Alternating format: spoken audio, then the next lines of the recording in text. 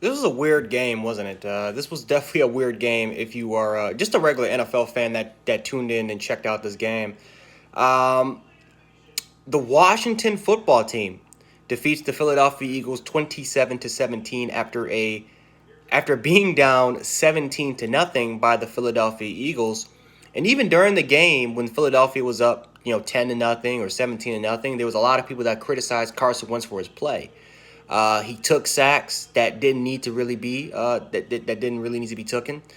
He had turnovers, whether it was interceptions or fumbles, in the game that you can make an argument. Definitely, well, no, it's not an argument. It definitely cost Philadelphia the W. But there was a lot of missed opportunities for the Philadelphia Eagles to really put this game away.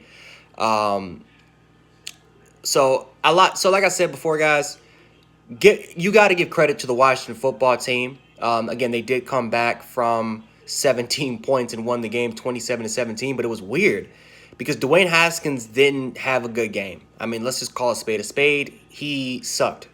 The running game wasn't particularly there.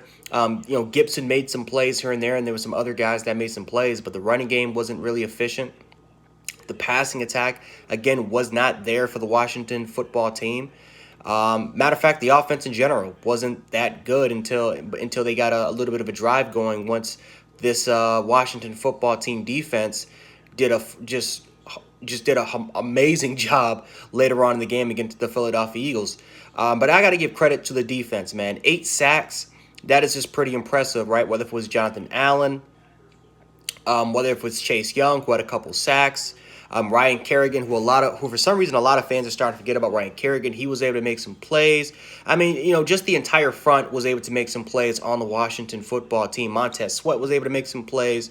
The Washington football team was just amazing in the front seven, and even the secondary. This team they didn't play well at first, but then they started to come together and they started to play a lot more as a unit. You start to see the communication was there. The pickups. The Eagles really weren't picking up what the Washington football team was doing. So the Washington football team pretty much made a bunch of adjustments in the second half. They kept fighting and ultimately controlled the game in the second half. Carson Wentz played like absolute garbage. Let's just be real here. I know Eagles fans aren't definitely happy with this performance, but again, the better team won this game. Honestly, I think the better team won this game, especially with all the injuries that the Eagles were going through right now, right? You look at the offensive line and losing guys like Brandon Brooks. And I think they lose about a couple more guys on the offensive line. That really has to hurt, almost to the point where I think they had to kick Jason Peters inside the guard.